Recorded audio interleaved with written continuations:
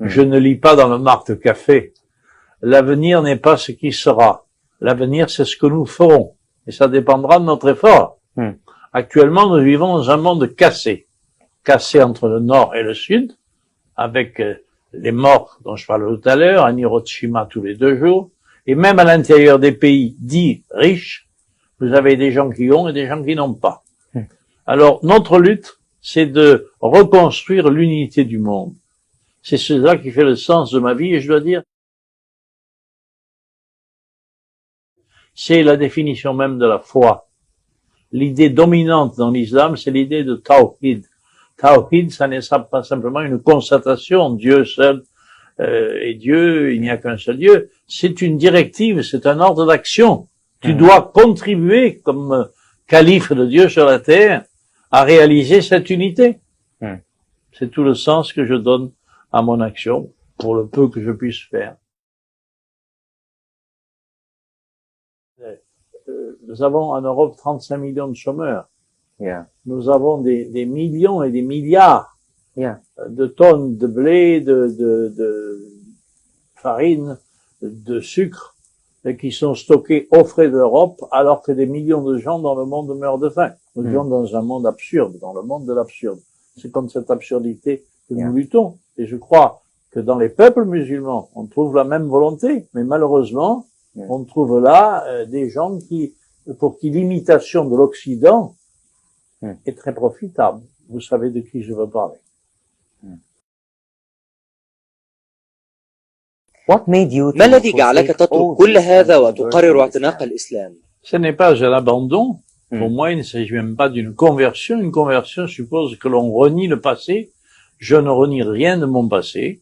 Je suis né, je l'ai dit, dans une famille athée.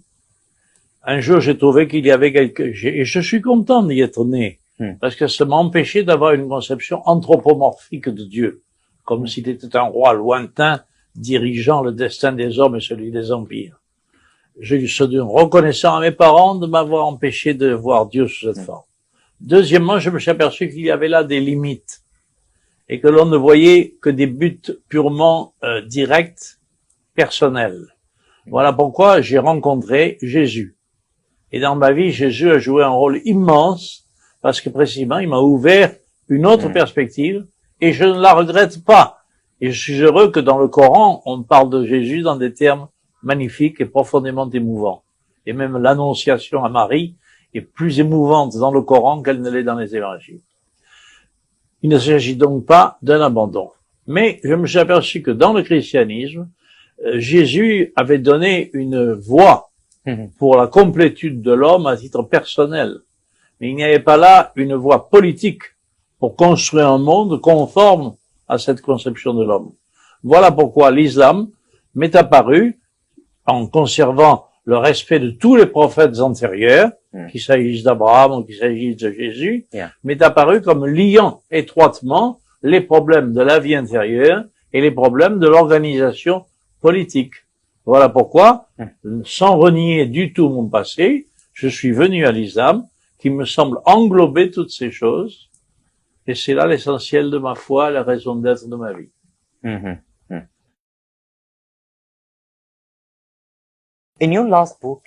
قلت في كتابك الأخير أن الولايات المتحدة مستعمرة إسرائيلية. فهل هذا حقيقي أم كان رد فعل لما فعله اليهود ضدك؟ Je crois que vous le savez, puisque vous êtes journaliste, que le ministre de la guerre des États-Unis, c'est M. Cohen, c'est-à-dire un sioniste.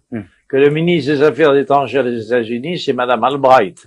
Vous connaissez sa position, également celle des sionistes. Que les 3 principaux chefs du CIA sont également des sionistes. Que 7 membres sur 11 du Conseil national de sécurité sont également des sionistes. C'est-à-dire qu'ils possèdent en main tous les instruments de pouvoir. Ils ont plus de pouvoir aux États-Unis, si vous voulez, à la fois politiquement, juridiquement et financièrement, que n'en avait l'Angleterre en Égypte quand elle en avait la domination. Voilà pourquoi je dis que les États-Unis sont une colonie d'Israël et que M. Clinton n'est que la petite poupée On l'accusera d'avoir une goutte de sperme d'une Israélienne qu'on lui a mis dans les bras pour l'accuser. C'est le moindre de ses crimes. Il a assassiné 1 million d'enfants en Irak. Et je crois qu'il n'y a pas de pire ennemi de l'islam aujourd'hui que les dirigeants américains au service du sionisme international. Yeah.